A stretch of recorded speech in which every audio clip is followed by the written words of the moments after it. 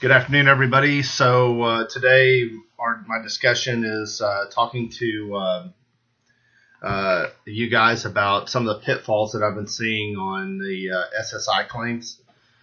For just a little recap, so that you know the difference. The SSI claims are supplemental security income, and the SSDI claims are the Social Security Disability Insurance claims.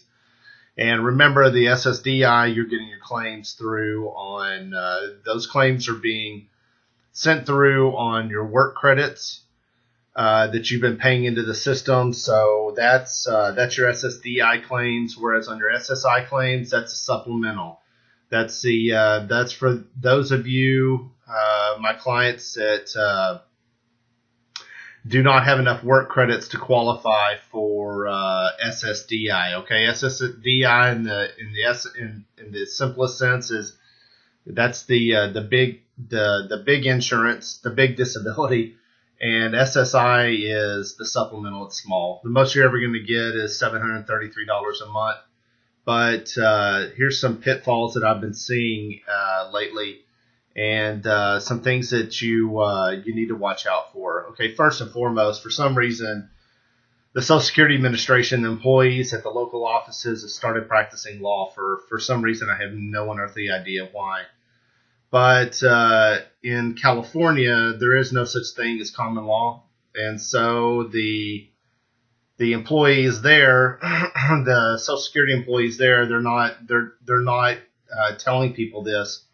But in Texas, for some reason, every Social Security employee at the local offices has somehow got it in their head that if two people are living together, that somehow they automatically have common law marriage. They're in a common law marriage. So, for example, I'll give you a good example. So, for anybody that's been living together for 3 months, Social Security all of a sudden now has started assuming that it's common law marriage. And that even though this other person that the claimant, my clients, are living with, it may be working, then they're applying that income to my claimant's income, and then they're being disqualified from Social Security disability altogether. So if you are, as far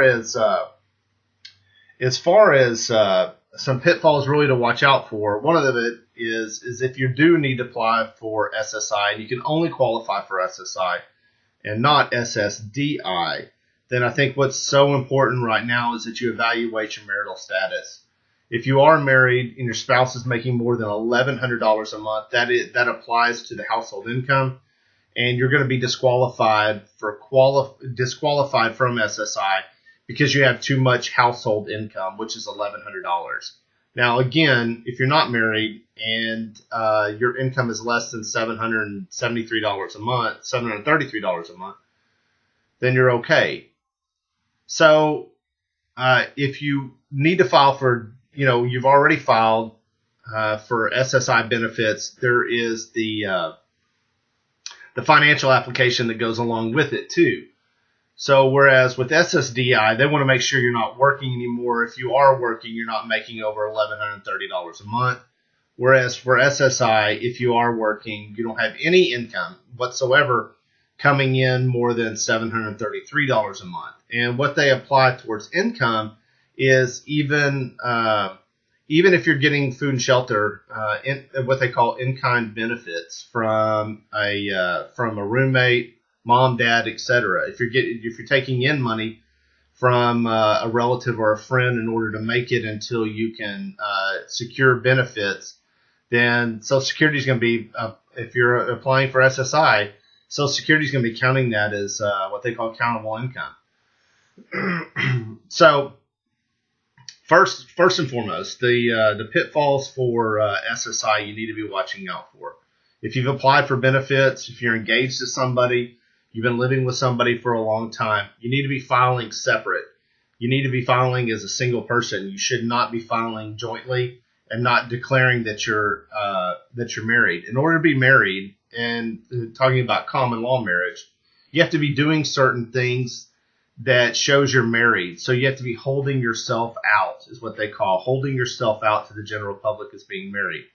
A good example of this is like filing your taxes, notifying the IRS that you are filing jointly and married.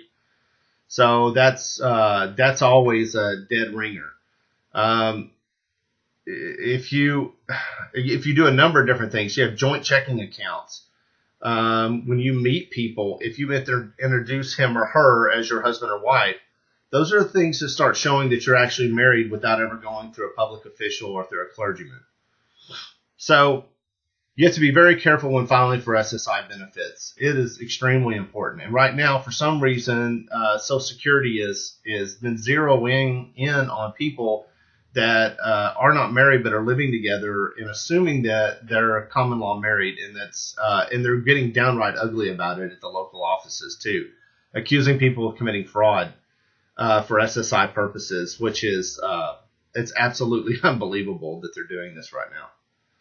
So if you are filing again, make sure that you're staying as single. If you need to be filing taxes every year, even if it's zero, by the way, even though you're statutorily exempt under a certain amount of money to have to file federal taxes, just so you understand, you should be filing taxes anyway, even if you're filing a zero.